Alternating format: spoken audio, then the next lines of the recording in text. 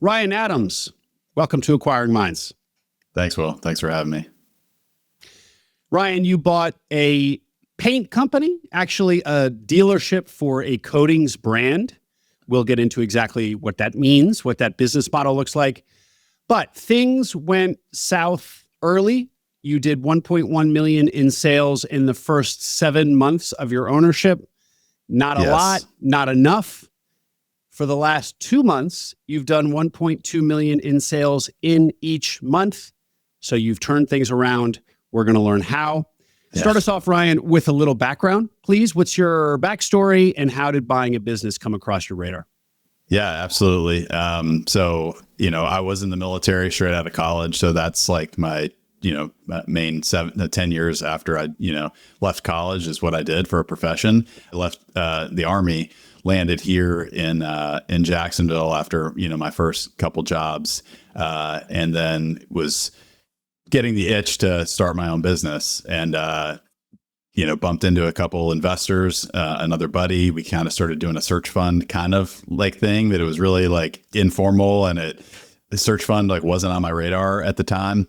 And it started to become that over that 6 months. And then once, we weren't finding deals that were interesting to the investors, but they were really interesting to me. And I decided to go out on my own and found a deal that worked for me with my own balance sheet. And so say just a little bit more about your 10 years in the military, why you left, and then also why buy a business rather than start one from scratch. So first, a little bit more on your background, because you were at Anduril, which of course is one of the highest profile names in defense tech. So that's an interesting background. Give us a little more. Okay. Yeah. So when I was in the military, I was an infantry officer and, spent a lot of time in the regular Army and most of my career in special operations with the 75th Ranger Regiment. I was a platoon leader and company commander with them. Did 8 deployments, 1 to Iraq, 7 to Afghanistan.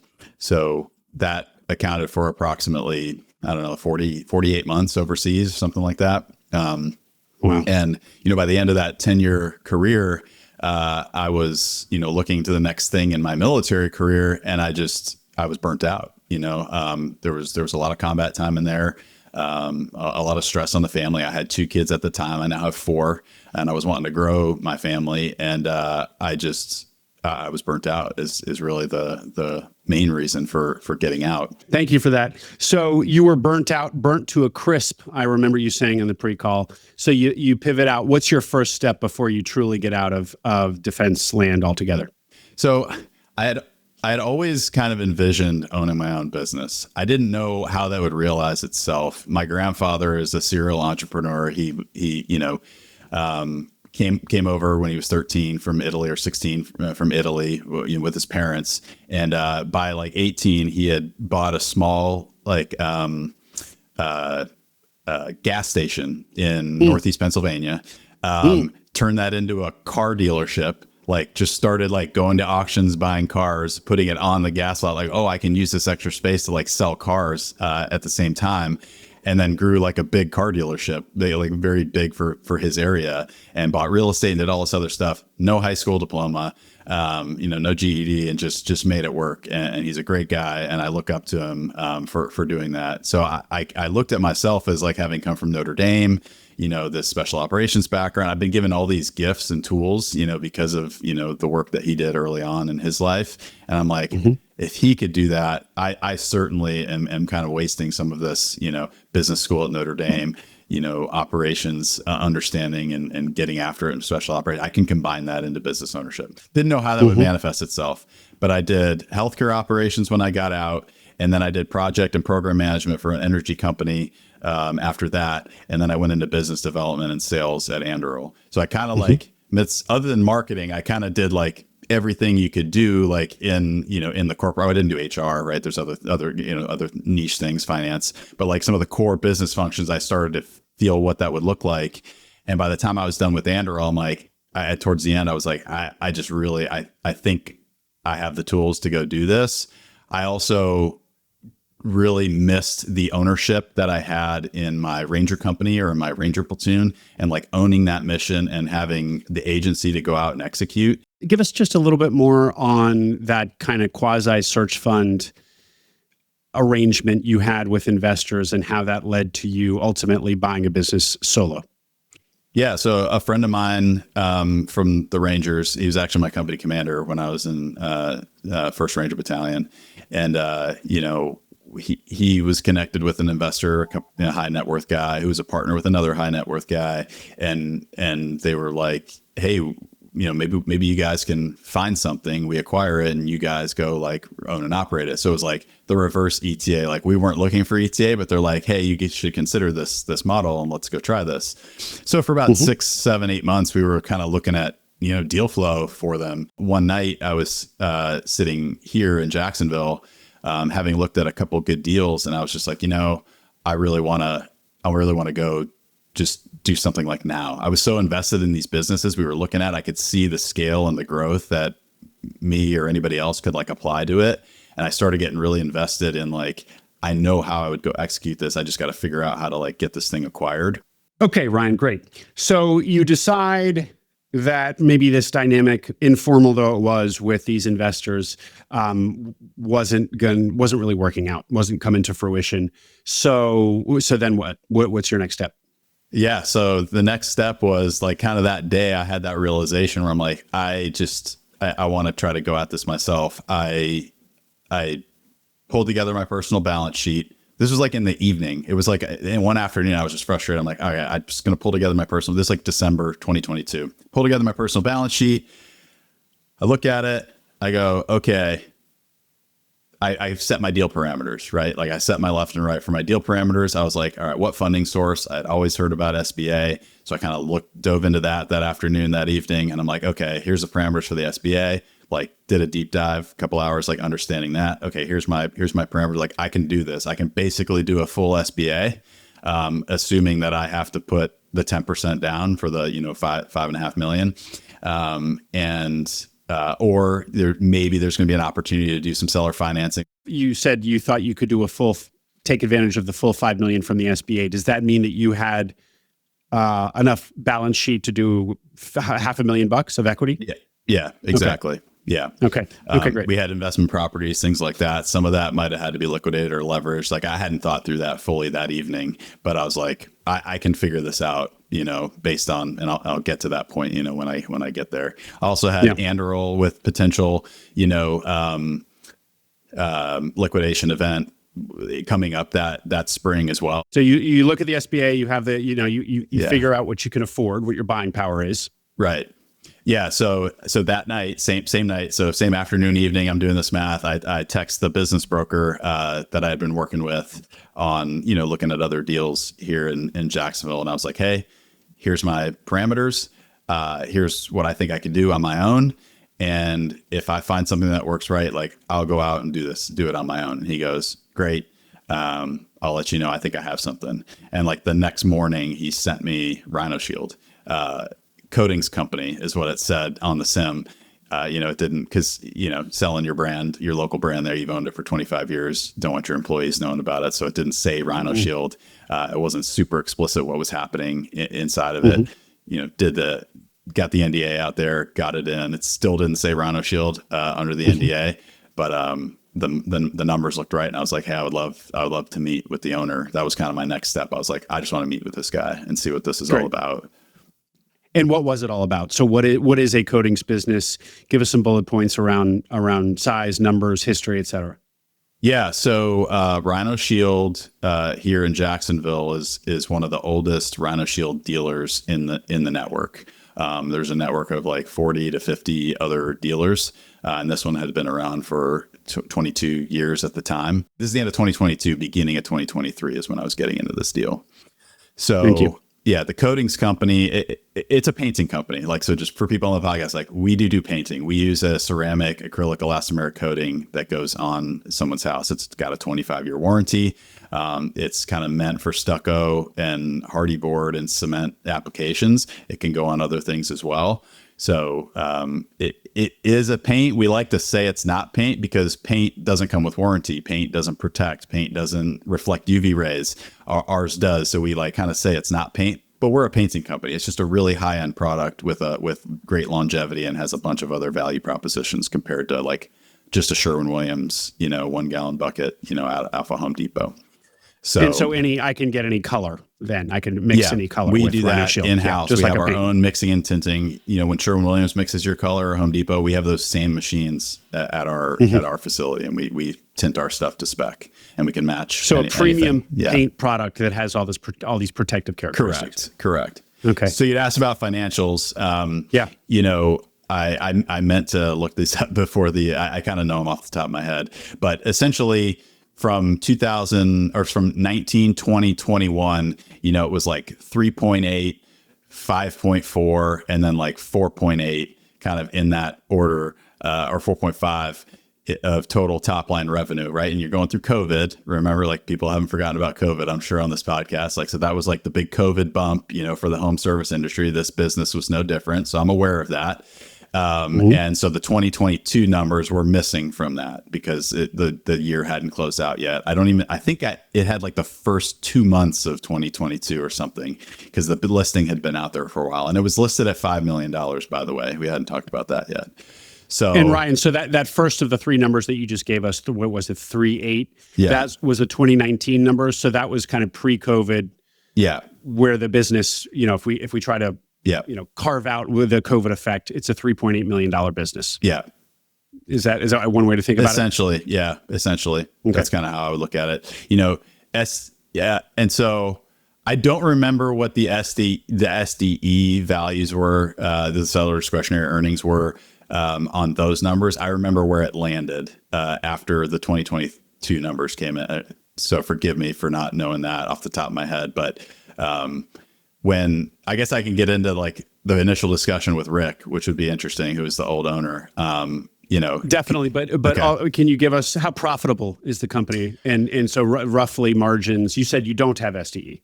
You don't recall SDE. I don't recall it for the for those first 3 years. I recall it in aggregate once we added 22 in, which it dropped significantly. It basically went from basically 18 to 20% SDE margins, to Great. a bit less than that. So people can do the math, I guess. Yeah. So it's a high teens net margin business. Yeah. Not including your own salary. Okay. Yeah. Okay. Correct. Great. Super. Yeah. So so you meet the owner. What does that conversation look like? Yeah. So, met Rick, great guy, still talk to him, still text him all the time. Him and his son had started a garage floor coating business that was becoming like the next hot thing, or these, epoxy polyaspartic floors, with the flake and everything on your garage floor. So they had started building this business and brand together, as 50-50 partners. And I think Rick was just looking to get out of the Rhino Shield business, because, I think Rick's 65, or he was 65 at the time, like early mid 60s, and was just kind of wanting to help his son with that business, but not wanting to like run a full other business full time separately from that, and just focus on the garage floors and take his exit. So he was kind of just ready to be done and wanted to go focus over there, maybe play a little more golf. When we met, we just kind of hit it off. He's just a really good guy. He's a salesperson by trade. So he's just really, easy to talk to. He really liked my background, that I wanted to make this a family owned business. And he just probably thought, and he told me that I would be a great fit to take over his baby, right, that he's owned for 22 years. So I think that's critical. A critical point for people is like, you got to go meet the owner as soon as possible. Just going back and forth, on price and LOIs and all this stuff. Like, I think it's critical to if they're open to it, establishing that relationship early on. And I think that was critical to my success in being able to acquire the business early on. Ryan, was it not a bit of a flag that he has two businesses, and presumably if an owner wants to focus on one, they want to focus on the more desirable of the two? So you were getting the lesser of the two businesses. Is that not one framing that somebody could have here? Yeah, absolutely. And I thought about that, like, hey, am I getting into the wrong business here? But, I weighed his state in life, there were some other personal things going on in his life that I won't share, here, different health things with family and stuff like that. That, that's what I wouldn't have got having met him. Right. So if I didn't meet him, and so piecing all that together, it made a lot more sense why he was wanting to divest that and grow that other business with his son. So that whole story, that whole thing, and Rick was a very genuine guy on it. I think he's a high integrity guy. And I took him at his word, and I think it is true. And obviously, I was able to do with the business what I was able to do with it, so it kind of all worked out. But it was a thought. But all the other pieces at play there, it made sense why he was leaving the business. So I said at the top the kind of the business model of being a dealer. What does that mean? So let's get into that a little bit and contrast it as you explain this to us with franchising. Yeah. When you and I first talked about this, it was an interesting conversation, right? Like, so I didn't realize this at the time, the difference, right, between a dealership and a franchise. So the difference really comes down to the platform that you have as a franchisee from your franchisor. So franchisor comes in and says, "Hey, Ryan, I want you to open up Chick-fil-A, McDonald's," right? And it's like, we have the entire blueprint. We're doing all the marketing for you. We have the whole HR background for you, insurance, all that stuff. You just need to go out there and kind of like own and operate it, right? But we're going to charge you a royalty because our platform, we built it. It cost us something. So you're going to pay a premium to buy into our thing. You're going to pay a royalty on all the things that we're doing for you. And, but you're going to get some of the upside with it, right? So with the dealer model, in contrast, is a lot of these dealerships don't have a platform at all. These are independently owned businesses. Rhino Shield was no different. Rhino Shield Jacksonville was no different. There is no centralized marketing program. There is no centralized call center. There's no centralized QA/QC program. There's no like centralized CRM and automations and all these other like things that are going on in the background. You have to build all of that. You're just going to buy your product from us and you figure out the rest. So the biggest difference is the second one, you can have a lot of upside because you're building the whole thing. You're not paying a royalty. You're just paying for product and that's it. And you can grow that business and take basically all the upside. Franchise, you're sharing a lot of the upside with so you're a little bit capped in that way. And so what are you getting? You're getting the exclusivity. You're getting a territory. Yeah. Nobody else in the Jacksonville territory of Rhino Shield can sell Rhino Shield. Correct. So the manufacturer owns the IP for the product. They manufacture it, supply it, and I have the exclusive right to market and sell that product in my territory, which is loosely defined by like DMAs, designated marketing areas.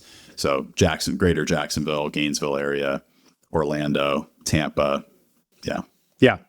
And now, so your point about the contrasting this with a franchise system where the franchisor is giving you all of this infrastructure, business in a box, quote unquote, is something that we'll often hear franchises described as.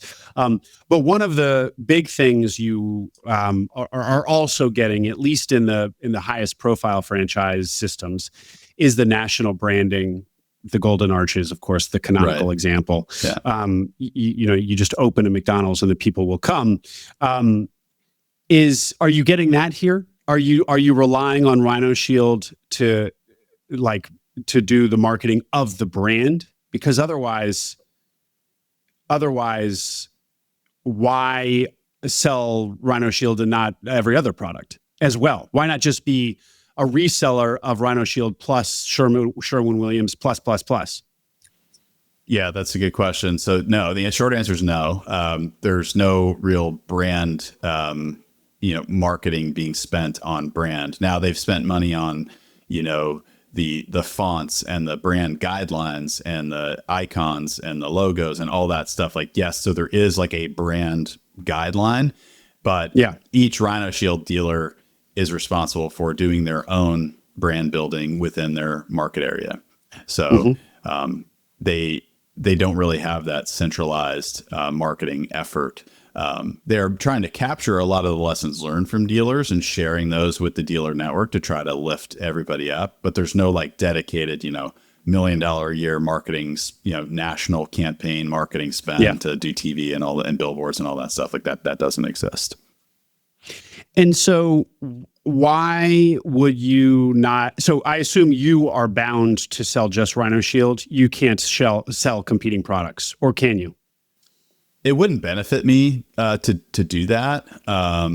Like I could sell Rhino Shield and my painting company, like I could be a painting company, right? And like I have this Rhino Shield vertical within my company. Exactly. And then like interior, other exterior products, like I could do that in theory.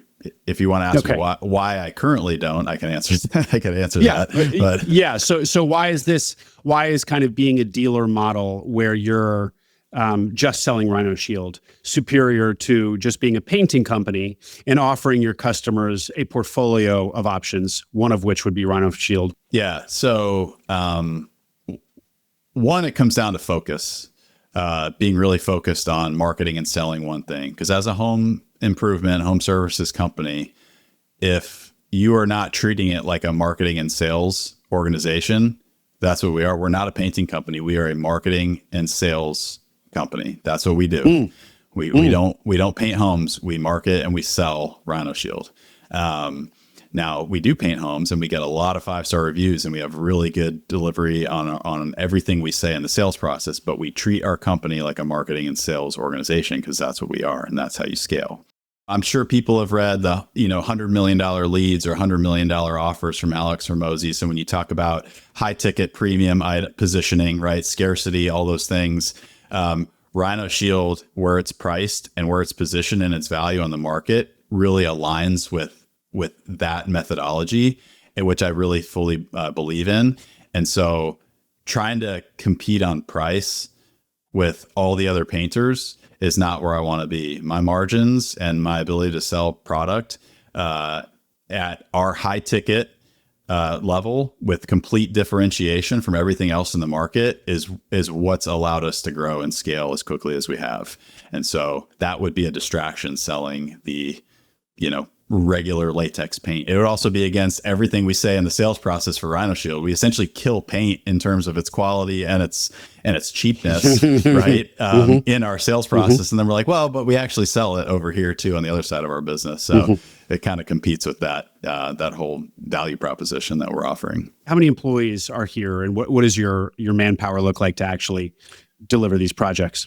Yeah, so we have basically 7 full-time or eight full-time people. I have like a GM, I have a sales manager, I have a marketing person, I have call center people, I have 3 operations people. So maybe we're at 10 now full-time.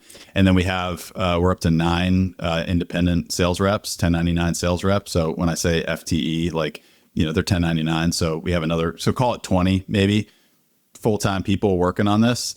And then the paint industry is very 1099 heavy. So all of our crews are independent contractors. Many of them have been with us for, I think the last time I did the average, it was like 8 years or 9 years. They've been with us for a long time, doing jobs with us consistently, and kind of every week. And so we have, I think we did 13 jobs last week.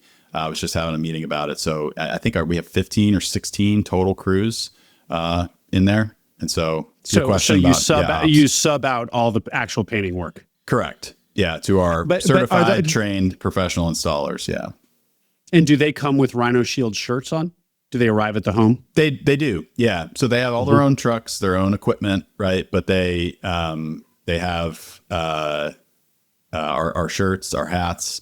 It's all of our buckets and stuff.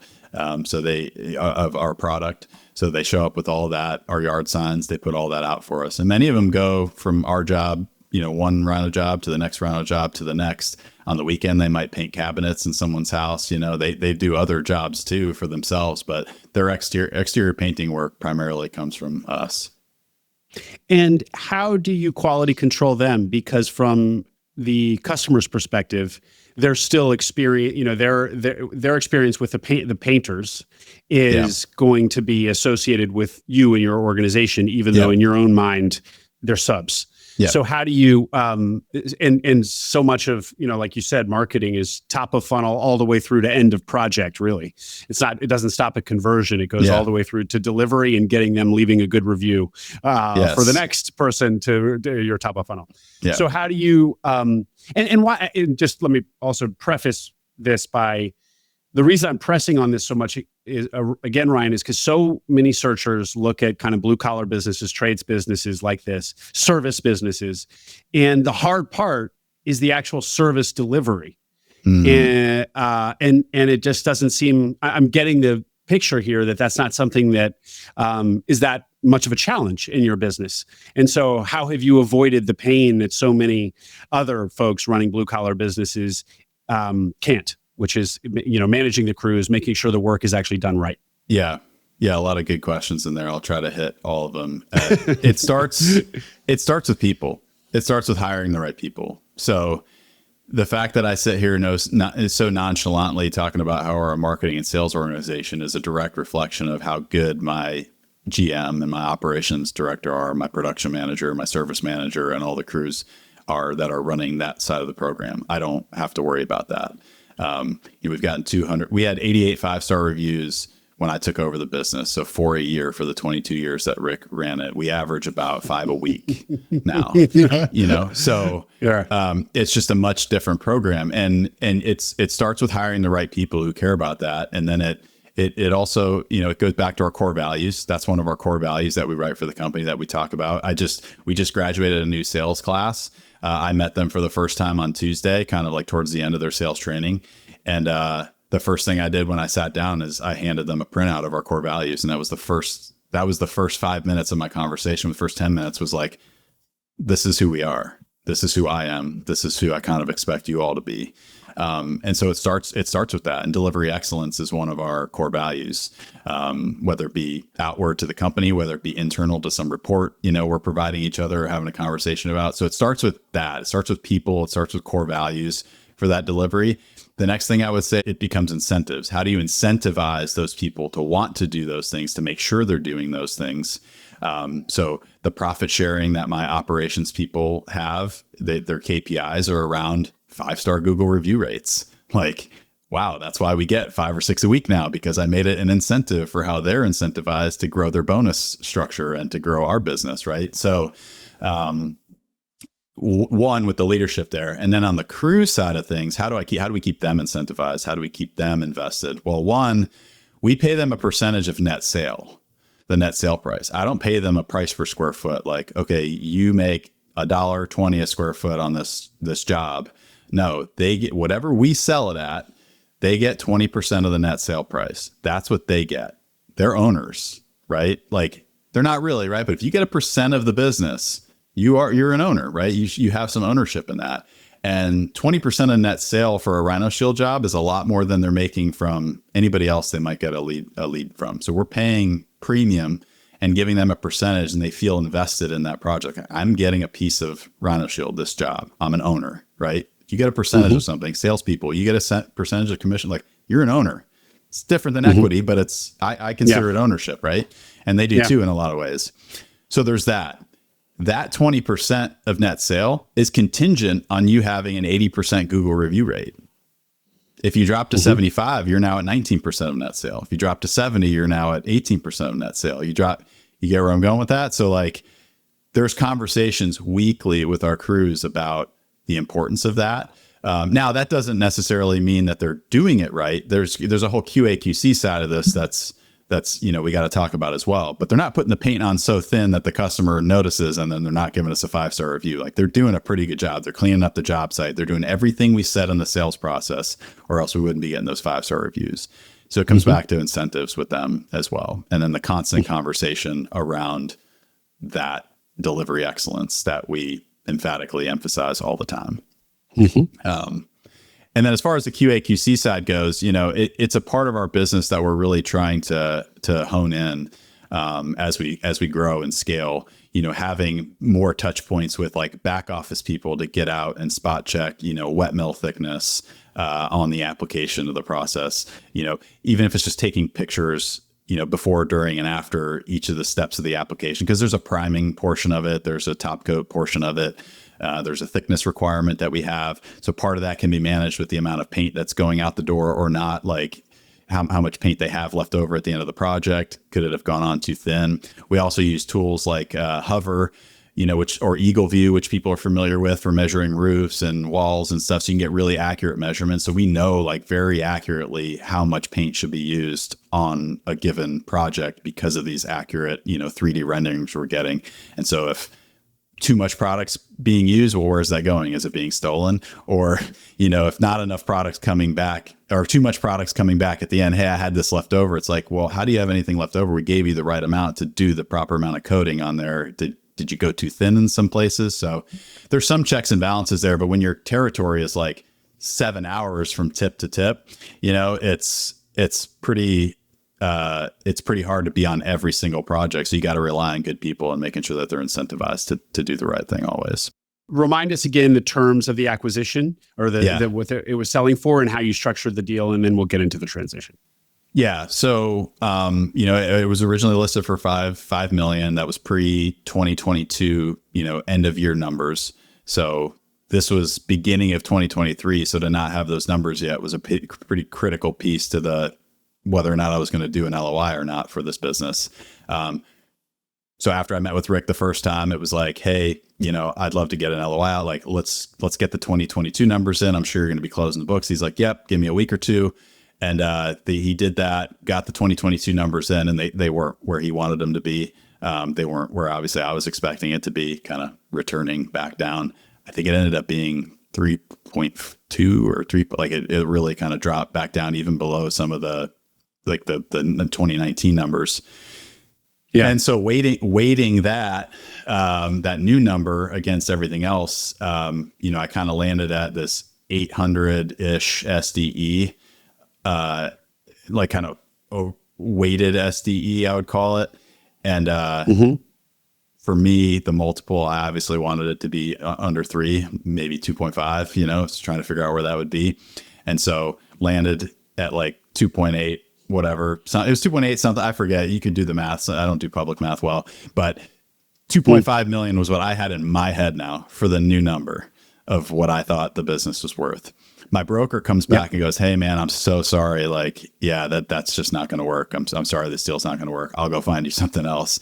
And I was like, well, dude, Ryan, he said it's not going to work. The 5 million original purchase price. He's basically saying, obviously this isn't worth 5 million. It's just way off. And I was like, well, have we asked Rick, like what his new number is? Like, he's a reasonable guy. He's definitely wanting to get out of the business. It's been on the market for 18 months and he knows what he has now. He understands it. So like, let's just ask him, where does he think he's at now?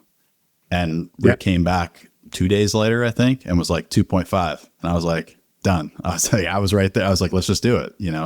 That was kind of what I thought was fair anyway. I literally did the same math. He did the same math. He clearly was seeing the same thing I was seeing. And we had an LOI out within a few days, and this was beginning of February, 2023. And we closed June 14th, tomorrow, 2-year anniversary. So amazing. In 2023. I love it. Yeah, that's good timing. Not planned. So you get the business for $2.5 million. So we get into the business, take over on the 14th or 15th was the first full day. And, met everybody. We had 2 sales guys at the time. We had 1 ops guy. We had 1 lead setter, and then we had 7 or 8 crews, and a service manager. And so relatively small company. I'm like meeting. Now I have to because the marketing's turned on. So I'm taking over the marketing with the TV stations. I got to get a new ad out, maybe with me in it. Like there's all sorts of because it was a marketing machine at the time, albeit all broadcasts, radio and TV and stuff that was kind of underperforming. And one of my core thesis was like, I'm going to take this into the performance marketing age. Like, I didn't know what that meant at the time. But I was like, I'm going to do meta marketing. I'm going to do TikTok. I'm going to do Google. Like, I'm going to get better on Google, YouTube, all the things that he wasn't doing. How to actually go implement that, I was going to learn that really hard lesson over the next 6-7 months. But there was just so much to do on the marketing side to make sure that the leads were coming in that I totally discounted, and this is a big part of the conversation, how important the sales leader of that organization is to running a marketing and sales business, home service business. Rick was a 20 plus year Sears in-home sales person. Like anybody who knows, the in-home sales Sears guys selling siding and all that stuff back in the day, like those guys wrote the book on how to do in-home sales, right? And so for 20 years, he just inherently either went out and sold himself, wrote the sales program, held salespeople accountable, did the sales meetings, recoached, trained them, went out there. I had zero of those skills. Zero. I still have very little of those actual skills to go out and sell my own product. I have done it. It's kind of fun, actually, but taking Rick out of that organization, taking Rick out of my company as the sales leader, he's effectively the sales manager, replacing him with me was horrible for the business. So if you want to ask more questions off of that, I'm not quite going on a tangent yet, but like that was the big, I'm focused on marketing. I'm going to make sure we're doing the right things that bring leads in. I'm going to start pivoting that marketing from like the old school linear TV, radio, take some of that spend, and I'm going to start like figuring out performance marketing. Like that was my focus going in, and sales just tanked 16% close rate over 7 months. So and reflecting back, Ryan, and reflecting back, what do you think the diligence miss was here? If I'm being too harsh, but was it that you didn't, was it one of these where like you should have pressed harder on, okay, how does money actually enter this organization?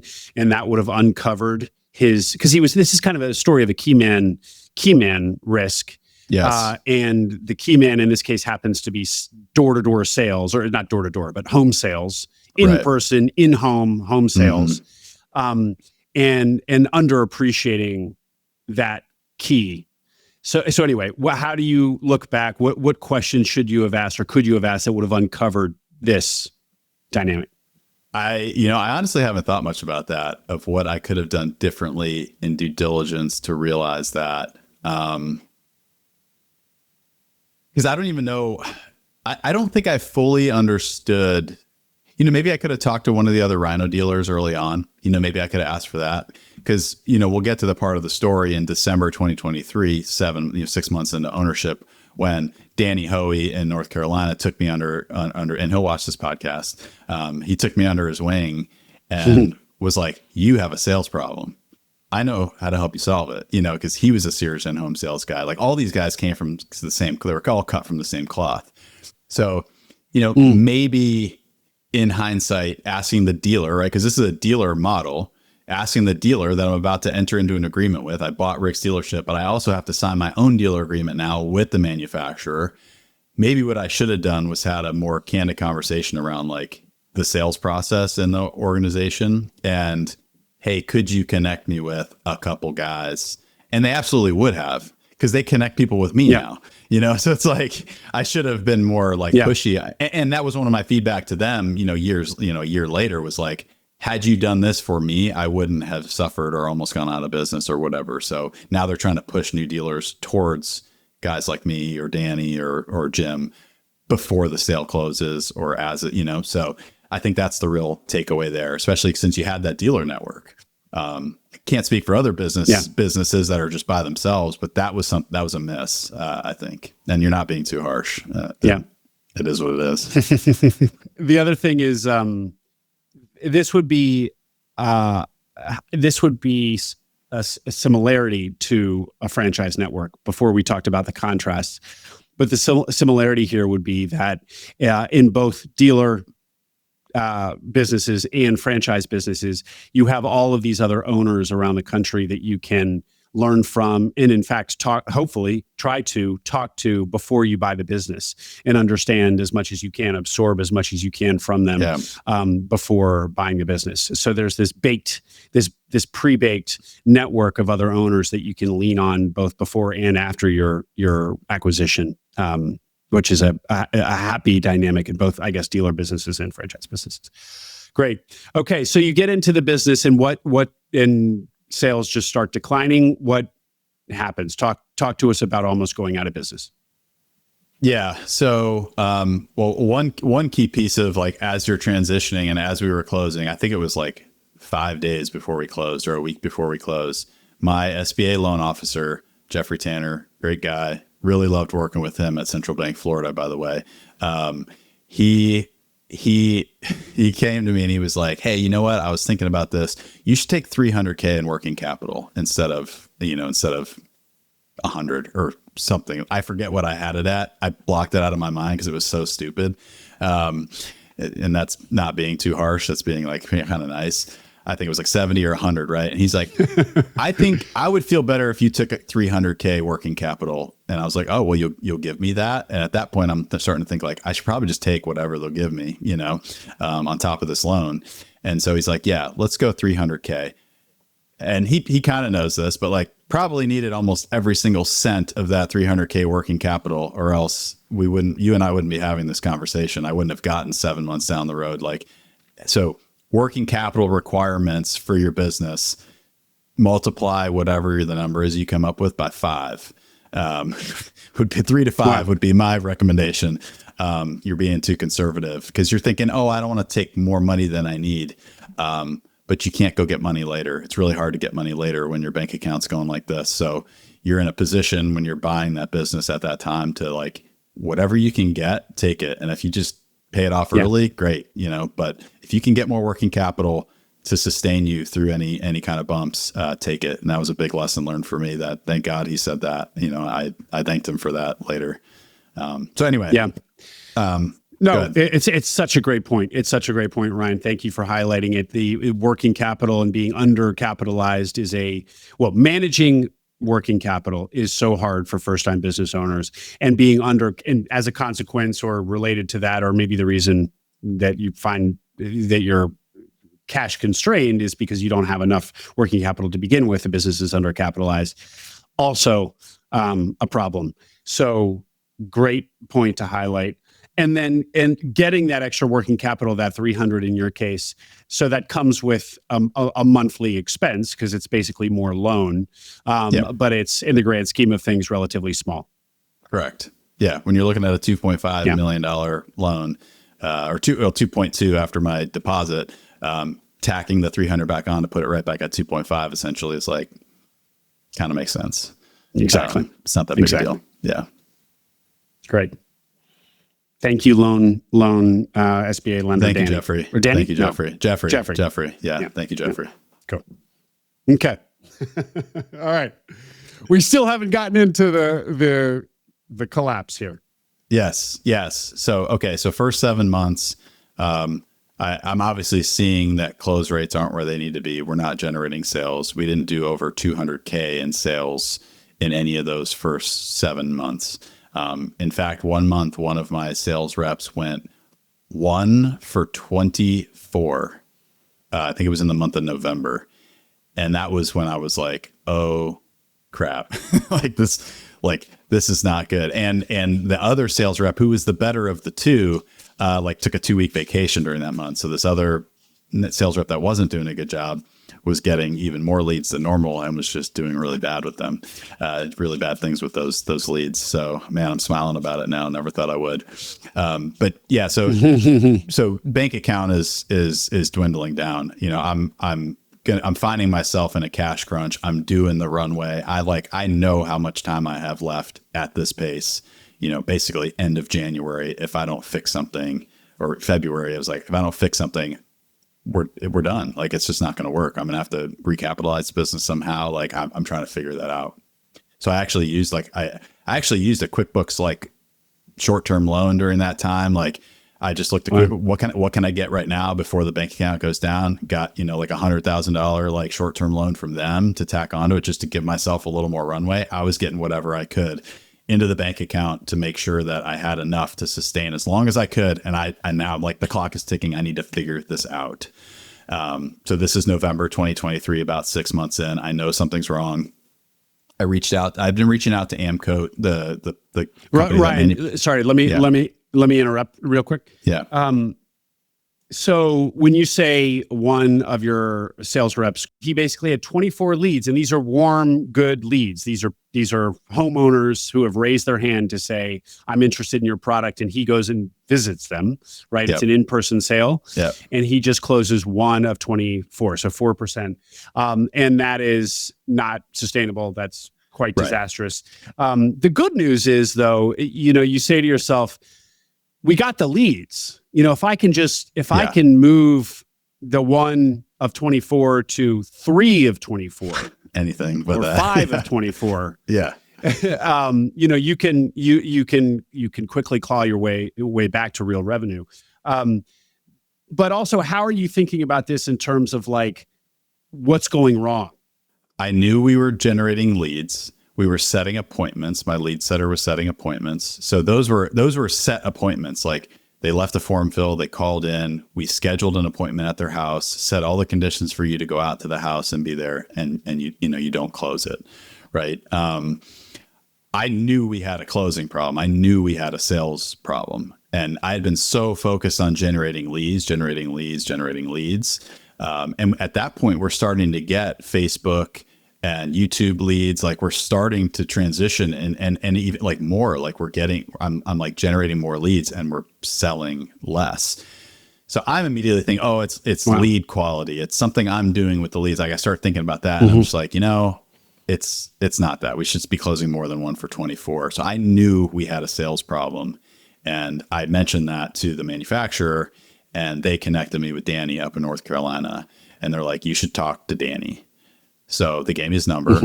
I texted Danny. If we want to go there, I don't know if I answered your question about the. Yeah, no, perfect. Okay. You did.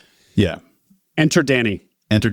Yeah. So my lifesaver, I tell him that all the time. So they gave me Danny's number. It was a Friday night. I just dropped my kid off at baseball, and I'm just wondering, I'm like, did I make this huge mistake? I put my family at risk to do this thing. It was a very kind of dark moment. And just dropped my kid off at baseball, and I'm sitting in my truck, and I'm like, all right, I'm going to text Danny. Hey man, I'd love to set up time to chat with you. And he's like, how's now? This is like 7:00 at night, it's dark out. He goes, how's right now? And I was like, okay. So I call him, he picks up, and we talk for 2 hours, right there while my kid's playing baseball, about, everything that had to do with the business. He started off with like, hey, what's your wife's name? What are your kids' names? How old are they? Getting a little emotional, honestly, talking about it. Cause he deeply cares about people, in his life, and he didn't know me at all. And, he wanted to understand me and, understand who I was, who my family was before anything else. And that's a really good lesson for business owners. So then we got into the business, right? Like, okay, how are leads? What's the cost? What's up? So I had all these numbers, and he's like, yeah, you have a sales problem. I'm like, yeah, I have a sales problem. So he quickly identified that. We talked about benchmarks. He's like, okay, so your gross margin's good. Like you're delivering on the product. And you're doing all the right things there on the operations side. He's like, you just have a closing problem. So he talks through his whole sales process that they go through, how they set appointments. This is just all on the phone in that 2-hour period. I'm taking notes, right? And by the end of it, I was like, man, I'd really love to just come up and see how you guys are doing things. He's like, yeah, we'd love to have you. I was like, can I come up Monday? And he's like, sure, come stay with Lynn and I up here in Charlotte. And I'll walk you through what we do. So I booked a flight there in my truck. Texted my wife after I booked the flight. I was like, hey, I'm going to see Danny in North Carolina on Monday. I gotta figure this out. And so I fly up there on Monday morning. First thing, he picks me up at the airport. We go straight to his Rhino Shield office, and we sit down in his office, and I just take notes for 2 days. He walks me through the sales process, shows me the sales kits that they used to sell. Our guys weren't even using these sales kits, right? Like products, things to show people in the house of like who we are. It's like very obvious now. Well, what presentation are you using? I don't even think they're using the presentation. They're just winging it. Like all these things that were just like the blocking and tackling just wasn't happening in these in-home sales things, right? So he walks me through all that. I take notes on everything, and I leave there. I couldn't sleep the night I stayed at his house. I couldn't sleep because like I saw it. I saw the direction I need to head. He enlightened me and connected the dots. You know, he'll tell you he didn't do anything for me, right? He's very humble in that way, but like I had to figure it out myself, but he connected the dots and I couldn't sleep that night because I knew exactly what I needed to do when I got home to the business after being with him for those 2 days.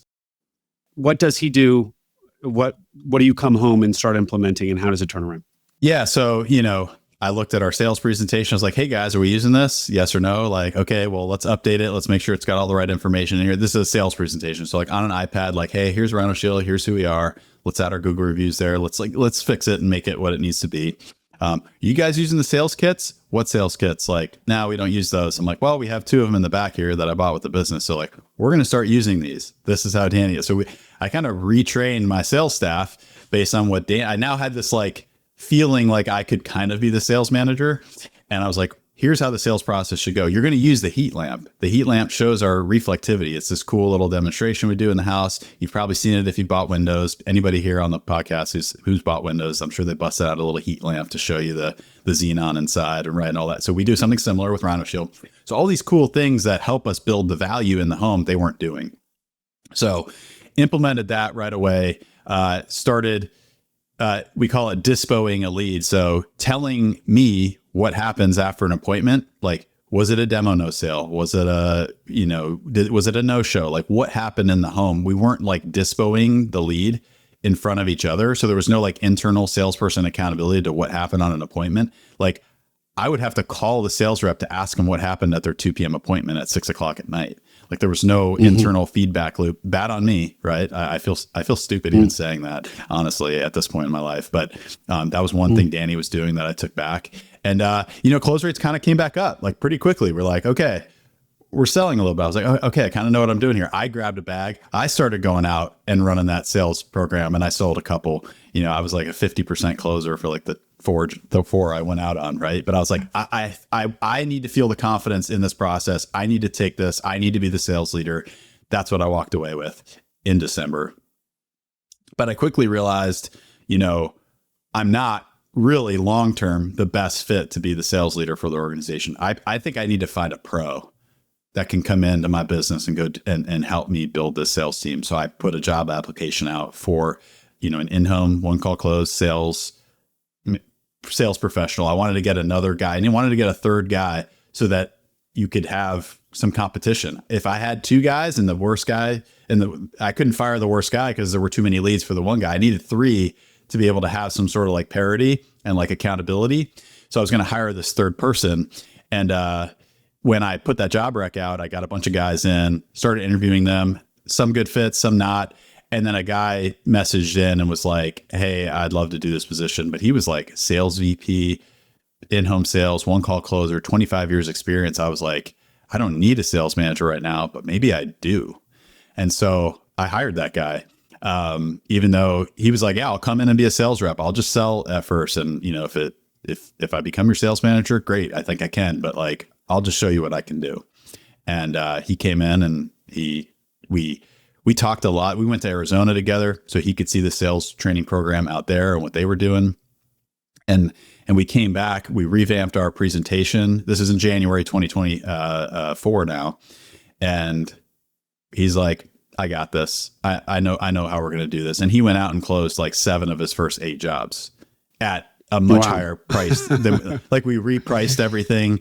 And he was selling them at like a really high price. And I was like, this is how Rhino Shield is sold.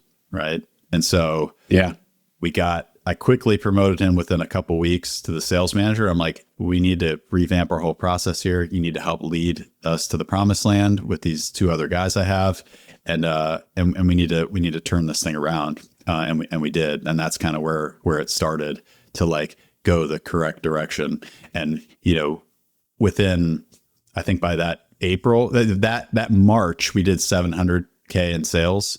Like that March, it was like very quick, and that's a busy season for us. Right. So it was like very quickly, we did like a lot more sales. And that's when I was like, okay, here's how we're going to be okay. And so I'll Were let you you ask so more. excited? Relieved? Were you so excited at this? Relieved, I guess. I Yeah. mean, because I'll be honest, Will, like, I'm looking at, the Amex bill coming up. I'm looking at the working capital in the business account, and I'm like, this is gonna be tight, like Yeah. making these payments, Yeah. and I'm sure other Yeah. business owners have been there. We've all been there, I guess. But yeah, it hit right when I needed it, and it's the bias for action is the takeaway there. The bias for action, man. Like, I can't thank Danny enough for just he understood the urgency. He saw it. I explained it to him, and so when I said, "Can I come up Monday?" he was like, "You need to come up Monday." Like, he agreed with me, and then turning that into action as quickly as possible was what saved the business. So once you identify the problem, don't wait 6 months. Like, fix it now. Do it now. Do what you can. Yeah. Yeah. Yeah.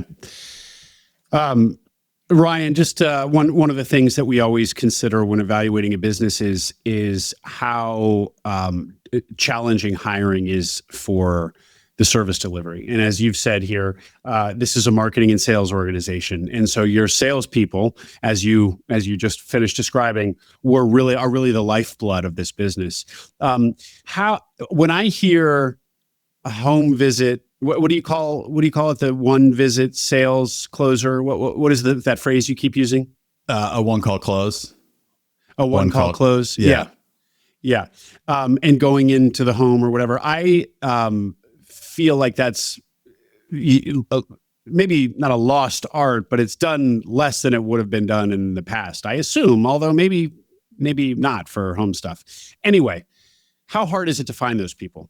How hard is it to find people who can go into a home and sell well these days? Not as hard as you would think. Don't look for them on LinkedIn, and don't look for them on ZipRecruiter. They are on Indeed, at least right now, as of the time of this podcast.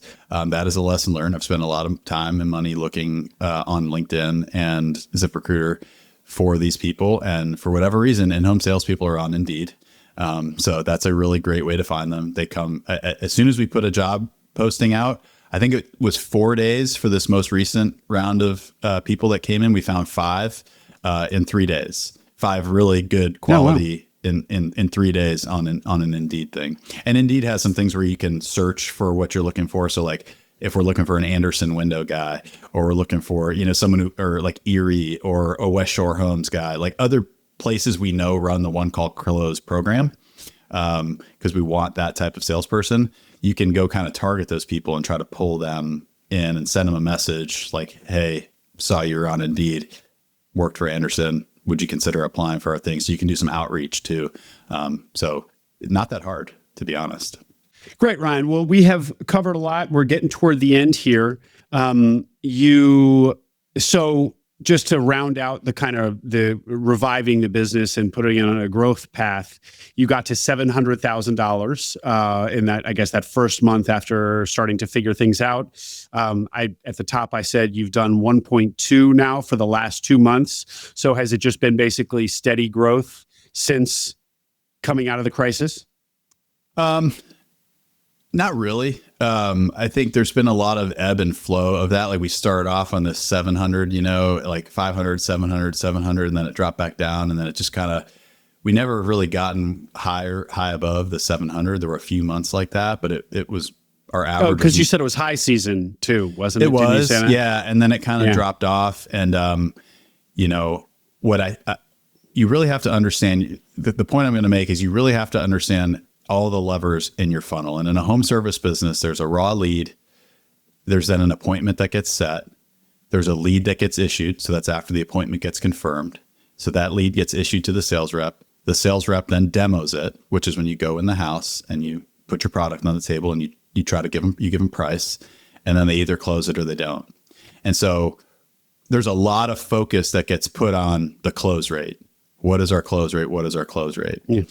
But what I failed to recognize for many, many months is that our appointment set rate was ticking down and down and down and down and down. So I was setting 19 appointments for every 100 raw leads that were coming in.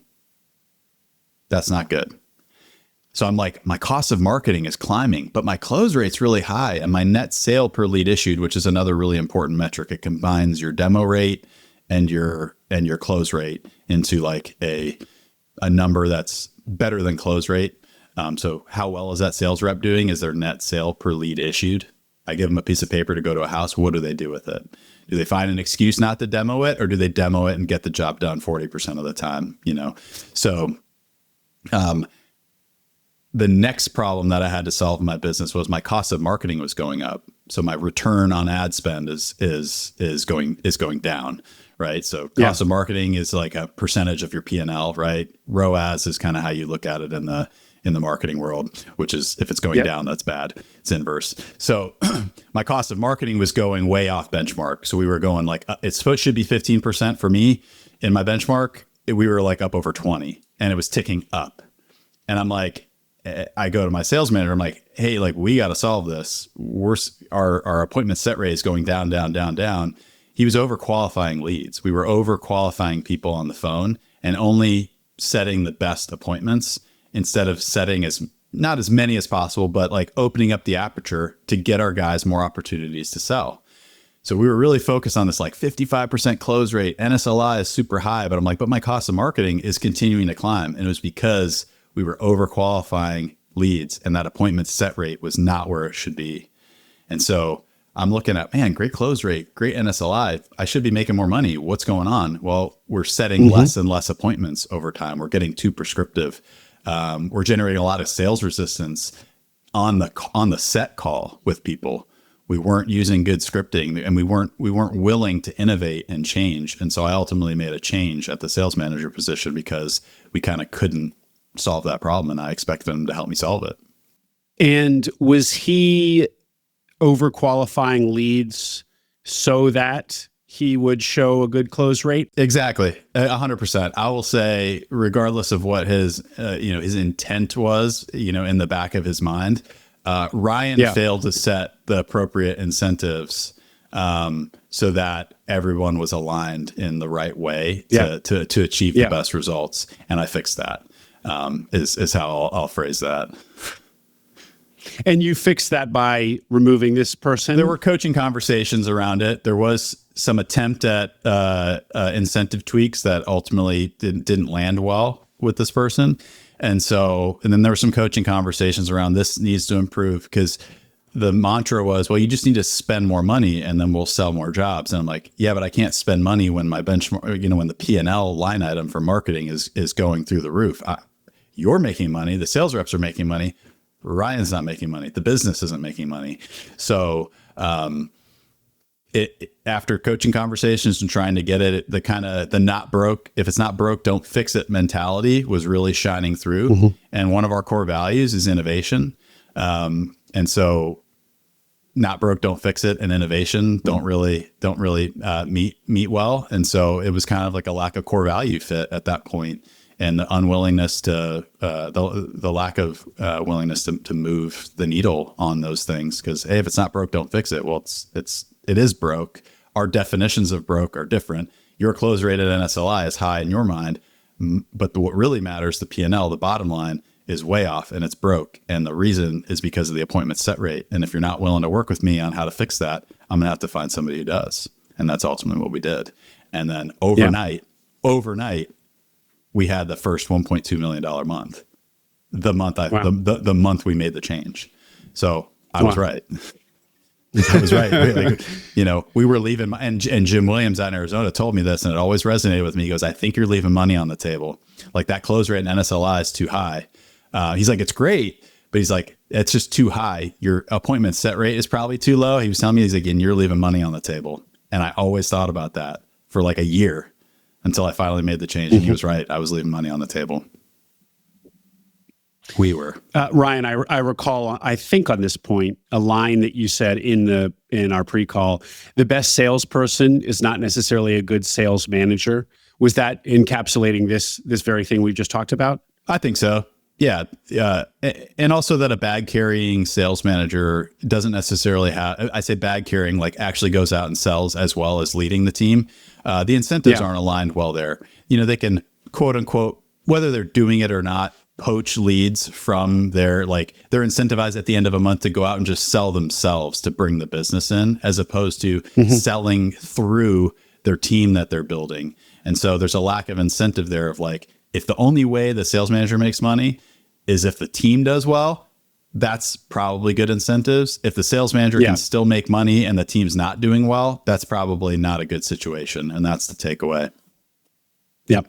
All this digital marketing, were you doing it yourself, or had you, I think one of your team now, you mentioned earlier when you said, when you described the org chart, there's a digital marketer. So was it always a third-party hire, or were you learning digital marketing yourself? I did the 1,000 hours on YouTube and all sorts of different courses, Coursera and all that stuff to really deeply understand it myself. And I started my own campaigns, inside of Meta, Facebook and Instagram on my own, edited those videos myself with CapCut, took the class on CapCut on YouTube, got it all edited up, vertical video, dropped them in there and started getting leads like crazy. People like seeing my face. People like the value proposition I put on there. I had fun writing the ad copy and the scripting. And, after I did it and kind of proofed it out, I realized I was like, hey, I probably need to find a third party that can help me scale this and maybe has a little more, time than I do to go after and figure that out. And I did. I've gone through a few agencies since then, landed on a really good one that I've been working with now. But yeah, I'm on my third agency. I've fired 2, taken it back over myself, gotten it back to where I want it, and then handed it back over a couple times. So I feel pretty confident in my ability in that realm these days. Well, let me press you on that, Ryan, because like with anything here in our world, it's like not only capital allocation, but resource allocation, your time allocation. Why did you think that learning all that stuff yourself, really getting in the weeds of marketing, was a good use of your time rather than outsourcing it? Now, we know the end of the story, that you've outsourced it a number of times and they just haven't done a very good job. That's part of the reason. But you didn't know, but you didn't know that at the time. And it's there's a lot to learn today in digital marketing. It is its own function. Yeah. I would say this. I would say the biggest driver for me going out and figuring it out myself was that the big dealers, Danny, Jim, the guys who are doing Arizona, they were saying you can't sell Facebook leads, or they're not high quality leads. They're tire kickers, they're whatever. And so I'm hearing that and I'm going like, okay, I take that, with a grain of salt. I just don't believe that. And so I know they outsource their stuff. And I was like, maybe outsourcing it is the problem. Maybe they didn't understand what the third party was doing, because when you're managing TV ad buys, like after doing that for 20 years, you understand, if I'm not, doing it with the nightly news and it's like, it's crap spots, like they can understand, they understand the nuances of buying media. Right. And so they can hold a third party accountable to like, hey, I'm not seeing it when it should. Like, what do the logs look like? Like they understand all the internal workings of that. You need to understand the internal workings of performance marketing. You can't just rely on those people. You have to understand it yourself. And so I wanted to go understand it so I can hold potentially a third party accountable someday to what I know. And what I found is that every third party is just trying to get you the lowest cost per lead. And they'll tell you they're doing a good job as long as they're producing you the lowest cost per lead. The lowest cost per lead is not the metric. I hold all of my third parties accountable to cost per appointment set. How much did it cost me in marketing to set an appointment? Because if I set an appointment, we've got them on the phone, so we have good contact. So we've talked to the person. They have a need, they have a want, they want our thing can solve their problem, and they're willing to set an appointment with us. That's a qualified lead, right? And now I could potentially send a salesperson out on that. So if you're just driving to the lowest cost per lead and you have no idea what your set rate is or what your cost per appointment is, like what are we really driving towards? And so all of my agencies that I use, I talk to them about cost per appointment based on the medium that we're buying which is essentially a qualified lead. Cost per qualified lead. On the e-commerce side, it's really easy to track that. They're very used to tracking that, with all the interconnections with what's it called, like Shopify, like connects directly with Meta. So it's really easy to see all the different steps of your funnel inside of Meta. With a home service business, your CRMs aren't connecting in a way that's allowing you to see an appointment set, a demo, a sale inside of the Meta platform, you have to use other tools to be able to see it. Marketing agencies that are helping home service companies aren't used to that requirement from a business owner, and that is my requirement. So I had to help them solve that problem and figure out how do we see what our cost per appointment set is. Like, is your CRM doing the right thing? Are we giving Meta the feedback loop? Optimizing a Meta campaign on a schedule event versus a lead event, or a demo event versus a schedule event. It helps drive the algorithm to find more of the people that you want, as opposed to just saying, hey, lowest cost per lead, and you're not generating any sales off of it. So I mean, so many lessons learned there. And I'm still learning. Ryan, you know, the thing about you learning digital marketing is that, as we have, as you emphasized before, you are a marketing and sales organization. So you are really, the owner should have a very deep understanding of what the other lifeblood of this business is, which is the funnel optimization. Yeah. So it you know, in some sense, it was an incredibly valuable use of your time, not something to be outsourced, when function number one is funnel in this business. Absolutely. The other big lever you pulled, and we still got a couple minutes here, Ryan. You cool I'm on fine. time? Absolutely. Keep it rolling. Awesome, because there's some great topics here to hit. Another big lever in your growth has been territory acquisition.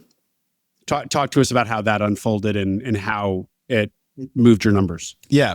So that was part of the core thesis as well when I bought the business. One of the big ones was performance marketing, you know, transitioning to lead gen through that. That was one of the big core thesis. The second one was territory acquisition.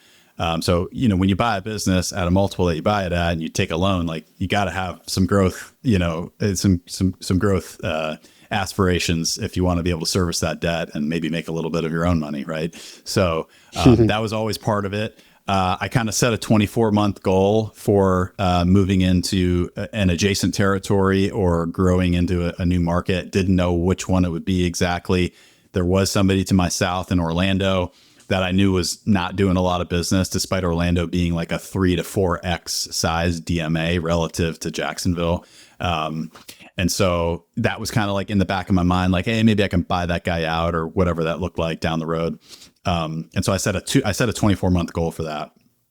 And, you know, I ended up meeting that guy at a dealer meeting at the end of my first year, and started talking to him about it. We started texting because we're adjacent territory, and just kind of struck up a relationship with him. Was really trying to stroke his ego, like playing this like subversion game. My Green Beret friends would be proud of my guerrilla warfare on this guy, like getting him onto my team.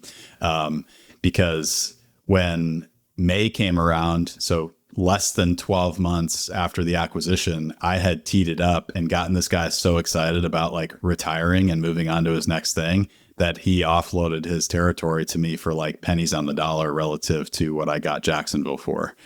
And so in May of 2024, I bought that business for $250K. And, you know, my manufacturer helped me out a little bit with that acquisition, and you know, kind of amortized out some earn-out stuff over time and got into that for really kind of cheap. So I basically like 3x'd my customer base with a 10% investment relative to my initial one. And that's wow. Yeah. And on top of that, wow. And on top, sorry to interrupt. What was his revenue? I mean, understanding that he wasn't, you know, he was not fully actualized there in his market. Yeah, but it was like, so what was his revenue? He had done like 3 million over 2 years or 3 years. Like, I was buying a piece of paper. I wasn't buying, like, I didn't buy any paint tinters, mixers from him. He didn't even have that. He was still having like a factory, like do it separately, a third party. Like, he wasn't running it like a real business. So I literally, like basically acquired nothing but a piece of paper. That was it. There's really no brand equity in that market either. He wasn't doing a lot of marketing. He was actually poaching a lot of my leads, which was a totally separate story. He was coming up into my territory and running leads that they were landing on his Google business profile because they were like closer to him, and he would just go run those leads instead of giving to me, which is what we're supposed to do as part of our dealer agreement. So there was all sorts of weird stuff going on. And it was really an opportunity cost thing of just get them out of the way so I can get in there and start marketing there. And we've blown that market up big time. Well, this is just one of those where it's like at this point, you had the sales playbook dialed in, you had your funnel dialed in. It's just like, let's turn on more acquire or turn on more markets, and you can just rinse and repeat, right? Or do I oversimplify? No, you're not oversimplifying. That's basically exactly what it was. And the funny thing was, as soon as we did that, almost overnight, we were getting adjacent and spillover leads from the Tampa market, because with performance marketing, you can't target like only people in that DMA. Like if someone drives from Tampa over to Orlando and back that night when they're sitting, like if they're driven anywhere along I-4 that's touched the DMA, like they're going to get bleed over things. So we were starting to get leads in Tampa. And so I called the manufacturer and no one owned the Tampa market at all. So I was like, can I just like ink that too as part of my new Like, I mean, I'm already getting leads, so why don't I just turn it on over there and we just ink the deal? So I ended up getting Orlando and Tampa almost at the same time last June, so June 2024, and started marketing in both those places, hiring sales reps in both those locations. So Ryan, why, for somebody listening here, you've given us, I mean, you haven't, given the playbook in excruciating detail, but high level, what you were doing wrong, what you're doing right now, what Danny taught you, what you've taught yourself in marketing, and funnel optimization. So somebody listening who is attracted to running a marketing sales organization, it's a good business buyer fit for them. Why should they go try to buy their local Rhino Shield dealer? Yeah. And or call the manufacturer? I did. I mean, it's pretty. Call the manufacturer and say, hey, can I get a territory? What territories do you have that are available? Can I sign up? Oh man, I better get a finder's fee if they get any good dealers out of this podcast. Yeah. So that and it's a serious question. Yeah. Yeah. I mean, I think Rhino Shield's a great business. When I looked at investing in a business, I wanted home service. I don't really know why. Like I had invested in real estate. We'd done home flips. I just kind of liked home services. I like that idea. I wanted it to be high ticket. So I knew I wanted it to be an expensive thing, scarcity, premium, right? Premium positioning, like all the stuff that Hormozi talked about. I had read the book. So I wanted that. And I wanted it to have high differentiation, something that's different. And Rhino Shield checked all those blocks for me, to be able to market and sell. Like if I was just selling regular paint, competing on price with other painting companies, that wouldn't be as exciting to me. And so those three things are what makes Rhino Shield a cool business. And there's probably other businesses out there like that, selling high ticket, high differentiation home service products. And so any one of those I think could be great. And how, Ryan, could somebody convince themselves, because obviously this all hinges on there being enough demand in a market for Rhino Shield. So we don't have to get into what terms you're bidding on or what have you. But how can somebody get comfortable that there would be enough demand to turn on a digital marketing funnel and start getting leads in their market? That's a good question. Jim's run the playbook in Arizona, not as much with performance marketing. He's like the radio TV ninja. I don't know how he still produces the amount of leads he does from TV. Like I've run almost the exact same ads just with Florida homes on it instead of, Denver homes or whatever. And I'm just not nearly producing the same amount that he does. So it's market dependent too. But, the leads, that's a key point. That's a very important point. That it is market dependent. So what works for you in digital marketing in Jacksonville won't necessarily work for me up here in Northern Virginia. I mean, I hesitate to say that it's like going to vary that much.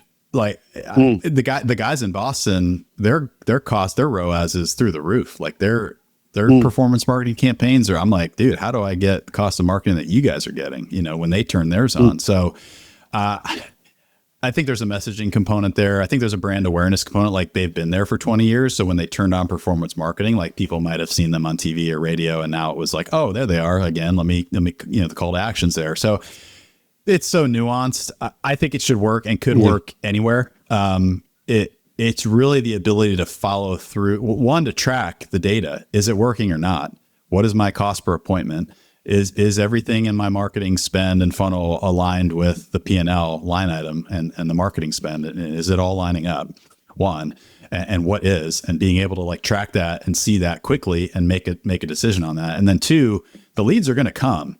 You got to be able to sell it. You got to have your program in place. You got to have the sales program in place. You got to have your pricing locked in. You got to have good salespeople that know what they're doing and know how to close, at a good rate, 40%, or higher.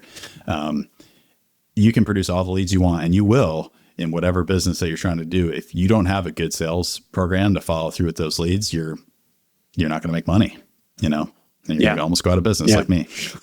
One other thing that strikes me about Rhino Shield and your digital marketing here, Ryan, is that we hear in home services, particularly in the hot and very crowded home services like HVAC, plumbing, that those are very competitive online, that everybody's just killing each other for leads, and that those industries all recognize that it's all about a basically digital lead generation game, and there's a lot of private equity in that space, so there's a lot of money that can just outcompete you on bidding for leads online.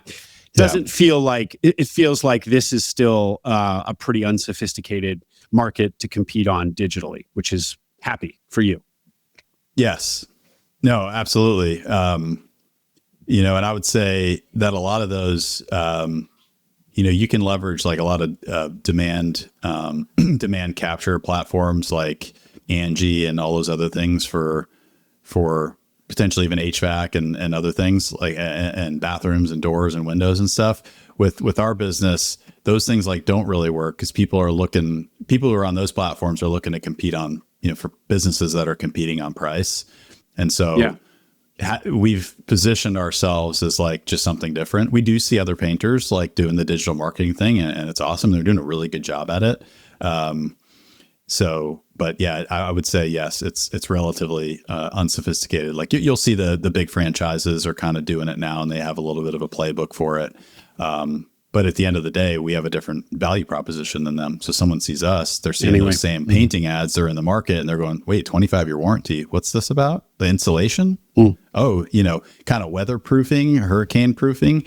Let me call those guys too, and so it gives us a chance to get our foot in the door and show who we are.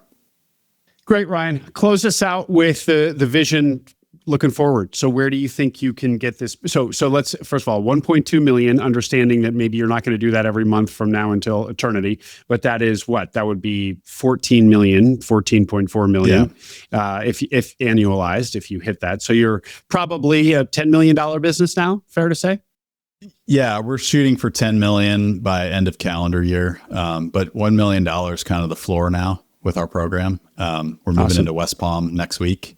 So excited about that. And we got some other potential like kind of minor acquisitions, other territories that I won't mention exactly where on the podcast, but we'll be in a couple new markets here in the next 6 months, I think. So I'm pretty excited about that. And are you just thinking, 6 months in a year ahead, or are you thinking, do you have a grander vision here for 5 and 10 years? I do have a grander vision. We want to be the largest, exterior home coating company in the country. And so that's our 10-year vision. We run the EOS model. That's what's on our vision tracker organizer for that, for anybody who runs EOS. That is what it says on there. And, how we get there, what that looks like, do we franchise out our platform, under the manufacturer? That's been an idea. I don't know. Or do we just bring it all in house? Like look at Premier Home Pros. Those guys are building a West Shore Homes like behemoth, like basically overnight. Right. Or so do we just figure out a way to keep it in house? And I don't know. We don't know exactly how that's going to play out. We have some ideas, but it just starts with really hammering in on the processes. We just rolled out our brand new sales training process with our first class, and guy went out yesterday and he's 1 for 1. He closed right away. Right. So like developing a repeatable process for training our people, whether it be in the ops side or sales side, is like really what we're really focused on right now. And once we hone that in, that'll give us the ability to scale. And so TBD. We'll see how fast we can move. Cool. Well, really exciting, the progress you've already made, Ryan, especially just having to go from a big decline and some fetal panic to figuring out what was broken and correcting it and being off to the races. Thank you for sharing it with us with such transparency. If people want to reach out, is LinkedIn, does that work for you? Yeah. LinkedIn's great. We're happy to connect with everybody. I'm sharing a couple nuggets now and again, mostly on things I screwed up. So if you like hearing some of this stuff, I'll share some stuff on LinkedIn. But yeah, please connect with me, DM me. I'll help out where I can. Super. Ryan Adams, thanks a lot for coming on Acquiring Minds, and congratulations again. Thank you, Will. I appreciate it, man. Hope you enjoyed that interview. Don't forget to subscribe to the Acquiring Minds newsletter. We send an email for every episode with an introduction to the interview, a link to the video version on YouTube, and soon, key takeaways, numbers, and more essentials from the interview for those of you who don't have time to listen or watch it. Subscribe at acquiringminds.co. You'll also find all our webinars there on the website, both those we have coming up and recordings of past webinars. At this point, there are over 30 webinar recordings, a wealth of information on all the technical nitty-gritty of buying a business. acquiringminds.co.